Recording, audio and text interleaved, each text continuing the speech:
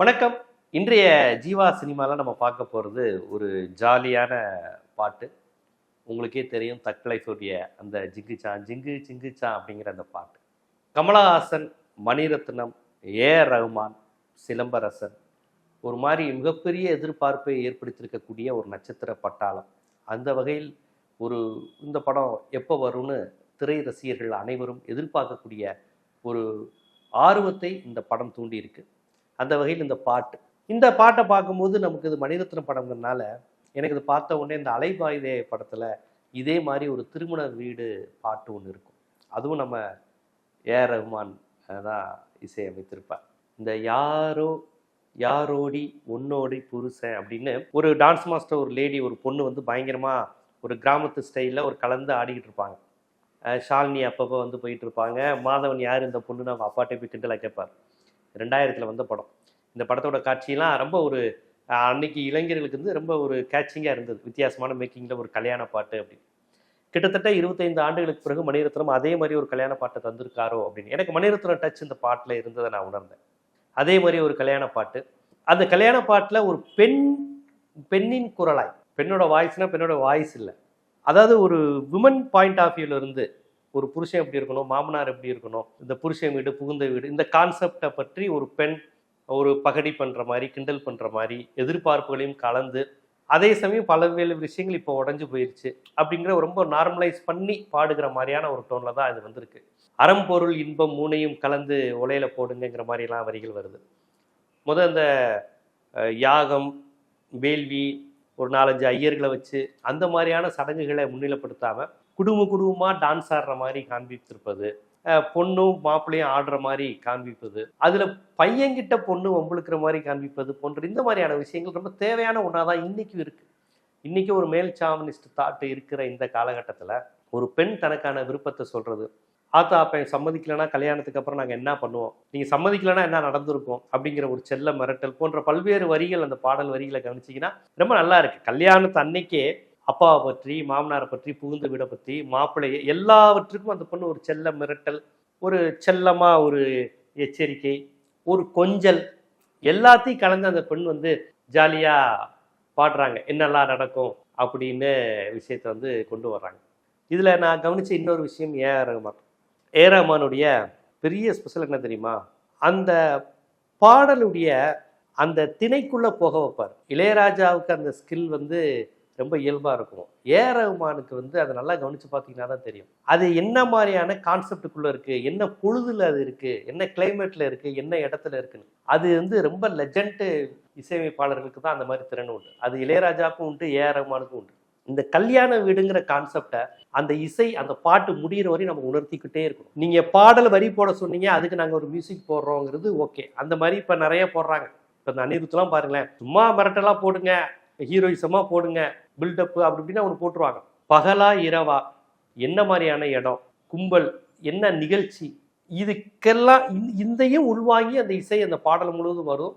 அதை ஆடியன்ஸ் உணர்வாங்க. இந்த பாடலை நீங்கள் காட்சியாக பார்க்காமலே இந்த வரியெல்லாம் கேட்டிங்கனாலே அந்த மியூசிக் மட்டும், வரிகள் இல்லாமல் அந்த மியூசிக்கே அப்படி அந்த விஷயத்தை கொண்டு போகுது. இது ஒரு கல்யாண வீடு, கல்யாண வேலை நடக்குது, கல்யாண பொண்ணு வந்து ஒரு குறும்புக்கார பொண்ணு, மாப்பிள்ளையை கலாய்க்கிறா, இந்த மாதிரியான விஷயங்கள் அந்த இசையும் கொண்டு சேர்க்கும். அது ஏஆர் ரஹ்மானிடம் எப்போதும் உண்டு. இந்த பாட்டிலையும் நீங்கள் கவனிச்சிங்கன்னா அந்த மியூசிக் மட்டுமே அந்த கல்யாண மூடு, இந்த வெட்டிங் கான்செப்டை வந்து கொண்டு வரும். இப்போ இந்த சமீபத்தில் 2-3 பாட்டெலாம் பயங்கரமாக கல்யாண வீடுனாலே இந்த பாட்டு தான் சொல்லிக்கிட்டு இருக்காங்களே, பையன் வந்தாச்சு, பொண்ணு ரெடி ஆயிடுச்சுன்னா இப்போ பாட்டு வந்துக்கிட்டு இருக்குல்ல, பாக்கு வெத்தெல்லாம் மாற்றி அந்த பாட்டில் பயங்கர ட்ரெண்ட் ஆகி இப்போ ரீல்ஸ் ஆகிட்டு இருக்குல்ல, அந்த ட்ரெண்டின் தொடர்ச்சியாக இப்போ இந்த பாட்டு வந்துருச்சு. இனி கல்யாண வீடுனா இந்த பாட்டை போடலாம் அப்படிங்கிற அளவுக்கு, அந்த ட்ரெண்டுக்குள்ளே நுழையிற அளவுக்கு ஒரு முக்கியமான பாடலாக இந்த பாடலை பார்க்க. அப்புறம் ஏஆர் ரஹ்மான பொறுத்தவரையும் அவருடைய பாட்டை நீங்கள் ஃபர்ஸ்ட் டைம் கேட்டால் பெருசாக இருக்காது. ஒரு 5 தடவை 6 தடவை கேளுங்க, ஒரு வாரம் கழிச்சு பாருங்க, அந்த பாட்டு பயங்கர ட்ரெண்டாக இருக்கும், புயலாயிரும் அப்படின்னாங்க. ஈவன் பம்பாய் படத்தினுடைய பாடல்கள்லே முதல்ல வந்து பாட்டு ஏதோ கொஞ்சம் சுமாராக தான் இருக்கு போல அப்படிங்கிற மாதிரி தான் பேசினாங்க. ஆனால் பம்பாய் படம் வந்த பிறகு அந்த சர்ச்சையெல்லாம் வர ஆரம்பிச்சிருச்சு, இந்த படம் சர்ச்சைக்குரிய படம் அப்படி இப்படின்லாம். ஆனால் அந்த டைம் பார்த்தீங்கன்னா அவங்களுக்கு பட்டையை கிளப்புனது பாட்டு தான். அதுவும் குறிப்பாக அந்த அரபி கடலோரம் படத்தோட சர்ச்சை வேற மாதிரி போய்கிட்டு இருக்கு. ஏஆர் ரஹ்மான் போட்டு அந்த ஹம்மாங்கிறது அடிச்சு பின்னுச்சு. அதனால ஏஆர் ரஹ்மானுடைய பாடல்கள், அந்த இசைக்கு வந்து ஒரு தனித்துவம் என்னன்னா, தனுஷ் மாதிரி தான், என்னையெல்லாம் பார்த்தவொடனே பிடிக்காது, பார்க்க தான் பிடிக்குங்கிற மாதிரி ஏஆர் ரஹ்மான் எப்பயும் சொல்லுவாங்க.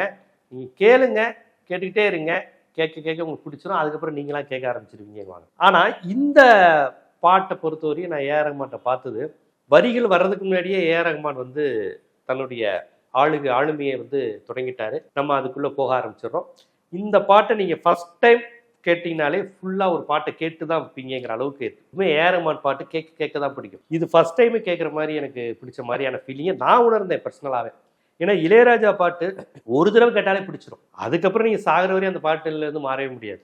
அழகி படத்தில் வந்து அந்த ஒளியிலே தெரிவது தேவதையா அப்படிங்கிற பாட்டை ஃபர்ஸ்ட் டைம் எனக்கு தெரிஞ்சு மதுரை சரஸ்வதி தேட்டரில் அந்த படம் பார்க்கும்போது அந்த பாட்டை கேட்டது. இப்போ வரையும் அந்த பாட்டை எப்போ கேட்டாலும் அந்த பாட்டை என்னால் ஆஃப் பண்ண முடியாது. எங்கே ஓடிக்கிட்டு இருந்தாலும் எங்கே நின்னாலும் அந்த பாட்டை முழுசாக நின்று கேட்டுட்டு போகணுங்கிற அந்த மைண்ட் செட் வந்து வரும். அதுதான் இளையராஜா. ஏஆர் ரஹ்மான் என்ன சொல்லுவாங்க, பாட்டு எல்லாமே நல்லா இருக்கும், ஆனால் கொஞ்சம் கேட்க தான் பிடிக்கும், அந்த சீசனுக்கு நல்லா இருக்கும், இந்த மாதிரிலாம் சொல்லுவாங்க. ஆனால் இந்த ஏஆர் ரஹ்மானுடைய பாடல் நான் கவனிச்ச வரையும் பாடலை கேட்ட உடனே பிடிக்குது. அது ரொம்ப முக்கியம். அது அந்த இசை, அதான் சொல்றேனே, அந்த இசை வந்து அந்த திணையை பேசுது. அது என்ன இடம், என்ன பொழுது, சிறு பொழுதா பெரிய பொழுதா, அந்த சங்க இலக்கியத்தில் ஒரு காட்சியை வடிவமைப்பாங்க. அந்த சென்ஸோட திரைப்படம் எடுக்கும்போது அந்த திரைப்படம், பாடல், இசை எல்லாமே வெற்றி பெறும். அப்போ அந்த மாதிரியான ஒரு வடிவமைப்பாக தான் இந்த பாடலை பார்க்குறேன். அதற்கு காரணம் மணிரத்னம் ஒரு மிகப்பெரிய இயக்குனர், கமலஹாசனும் மிகப்பெரிய நடிகர் இயக்குனர், சிம்பு ரொம்ப ஒரு துருதுருன்னு இருக்கக்கூடிய ஒரு நல்ல நடிகர். ஒரு மாதிரி பெரிய காம்பினேஷன் சேர்ந்துருக்கு இந்த படம். சிம்பு, கமல், மணிரத்னம், ஏஆர் ரஹ்மான், எல்லா லெஜெண்டுக்காண்டியும் வரக்கூடிய ஒரு கூட்டம். எல்லாருமே ஒரு மார்க்கெட் உள்ள ஆட்கள், எல்லா அறிவு ஜீவிகளும் சேர்ந்த மாதிரி எல்லா மெகா ஸ்டார்ஸும் இதில் சேர்ந்துருக்காங்க. அப்புறம் இந்த பாடல்களை ஃபுல்லாக வந்து ஒரு மணப்பெண்ணின் மனசாட்சியாக இருந்து ஒரு பொண்ணு பாடுற மாதிரி இருக்கு. அந்த மஞ்சள் கலரில் ஒரு லேடி பாடிட்டு போடுறாங்கல்ல, அந்த டான்ஸு, அந்த சுதந்திரம் இருக்குல்ல, அந்த லேடிகிட்ட அந்த டான்ஸ்லேயே அந்த பாடலை வெளிப்படுத்தும் போது அந்த காட்சியில் ஒரு சுதந்திரம் இருக்குது. ரொம்ப ஃப்ரீயாக அந்த பாட்டை பாடுறாங்க, அது ரொம்ப நல்லா இருக்குது. அதில் ஒரு சீனில் சிம்புவோடைய வேட்டியை பிடிச்சி இழுக்கிறாங்க. அந்த காட்சி எப்படி இருக்குன்னா, பல இடங்களில் ஹீரோக்கள் பெண்ணை கட்டுப்படுத்துவதற்கு அந்த முந்தானையை பிடிச்சி இழுக்குறது. ஒரு பெண்ணை கட்டுப்படுத்துறதுக்கு அந்த உடையை லைட்டாக விளக்க செய்தாலும் பிடித்து இழுத்தாலும் அந்த பெண் தான் ஒரு பெண் என்பதை உணர்ந்து டக்குன்னு அப்படி கையை வச்சுக்கிறது. சிச்சி இங்கே வேணாம், சிச்சி உங்கள் சேட்டைக்கு ஒரு அளவில்லையா, இந்த மாதிரியான காட்சிகள் நிறையா பார்த்துருப்பீங்க. ஹீரோக்கள் தங்களுடைய மீசையை முறுக்கிக்கிட்டு அப்படி காதலியை இழுக்கிற மாதிரியான காட்சிகள்லாம் இந்த இடத்துல அது வந்து பல்ட்டியாக ஹீரோயின் வந்து ஹீரோடைய வேட்டியை பிடிச்சி அப்படி இழுத்து அவர் அப்படி நாணி அந்த வேட்டிக்கு ஒரு சுறுசுறுத்து அப்படி நிப்பாட்டுற மாதிரி ஒரு காட்சி. சும்மா ஒரு செகண்ட் தான், ஜாலிக்கு தான் வருது, இருந்தாலும் நல்லா இருக்கு. ஒரு ஆண் பெண் இருவரும் உறவுல ஈடுபட போறாங்க, ஒரு திருமண பந்தத்துல போறாங்க அப்படிங்கிறப்ப ஒரு ஆண் தான் பெண்ணை இந்த மாதிரியான விஷயங்கள் செய்யணும், அடக்கி ஆளணும், அவன் தான் விருப்பத்தை வெளிப்படுத்தணும், அவன் தான் ட்ரெஸ்ஸை பிடிச்சி இழுக்கணுங்கிற மாதிரியான ஒரு மரபுகளெல்லாம் இன்னைக்கு காலகட்டத்தில் ரொம்ப அழகா அந்த சீன் வந்து உடைக்குது. வேட்டி பிடிச்சி லேடி தான் இழுக்குது. உடனே சிம்பு அப்படி பிடிச்சி பண்றப்ப சிம்பு ஆள் நல்லா இருக்கிறாரு, நல்ல ஸ்டைலாக இருக்கிறாரு, நல்ல டான்ஸ் ஆடுறாரு. ஸோ இந்த மாதிரி நிறையா அழகான விஷயங்கள் உள்ள நான் ரசித்தேன் இந்த பாட்டில் இருக்குது. அவனா கொஞ்சம் பழமையான வார்த்தைகள் இருக்குது, அம்மை மிதிச்சாச்சா, அருந்ததி பார்த்தாச்சான்னு. கமலஹாசன் தான் அந்த வரிகள் எழுதியிருக்கிறாரு. அவர் கொஞ்சம் முற்போக்கானவர்னு அடிக்கடி சொல்லிக்குவார். இந்த மாதிரி வரிகளை தவிர்த்திருக்கலாம். சரி, நம்ம தவிர்த்துக்கலாம், நம்ம எப்படி சொல்கிறது, அவருடைய முற்போக்கு அந்த அளவுக்கு இருந்திருக்கலாம். மற்றபடி இந்த பாடலுங்கிறது ஒரு ஸ்டைலிஷாக இருக்குது, மாடர்னாக இருக்குது, இந்த ட்ரெண்டியாக இருக்குது. மூணுமே ரொம்ப முக்கியம். ட்ரெண்டியாக இருக்கணும், அதான் மார்க்கெட் ஆகும். ஸ்டைலிஷாக இருக்குது, அப்புறம் கொஞ்சம் ஒரு மாடர்ன் அந்த ஒரு கான்செப்ட் இருக்குது. அந்த வழக்கமான மரபுகளை உடைச்சிக்கிட்டு ஒரு லேடி ஆடுகின்ற அந்த தன்மை. அதற்கு காரணம் மணிரத்னம், கமலஹாசன் ரெண்டு பேரும் சேர்ந்து தான் அந்த வடிவமைப்பு பண்ணியிருக்கிறாங்க. பாட்டை ரொம்ப அழகாக்குறது ஏஆர் ரஹ்மான் தான், சந்தேகமே இல்லை. நான் தான் சொன்னேன், ஏஆர் ரஹ்மானுடைய அந்த பேட்டர்ன்லேருந்தே கொஞ்சம் உடஞ்சி இது ஒன்று பேட்டர்னாக போயிருக்கு. அந்த யாரோடி பேட்டர்ன் தான். எல்லாரும் வந்து இந்த பாக்கு வெத்தெல்லாம் மாற்றி இங்கே பைய வந்தாச்சுங்கிறாங்களே, ஓகே, அந்த ட்ரெண்டுக்கு முன்னாடியே ஏஆர் ரஹ்மான், அதுக்கெல்லாம் முன்னோடி அந்த பாட்டு தான், யாரோடி. அது ஏஆர் ரஹ்மான் அலைபாயுதே 2000 போட்டார். அதுக்கப்புறம் தான் இந்த பாட்டுலாம் வந்துச்சு. இப்போ வந்து இந்த பாட்டு வந்தோன்னா பலர் வந்து அந்த பாக்கு வெத்தல் அந்த பாட்டு மாதிரியே இருக்குங்கிறாங்க.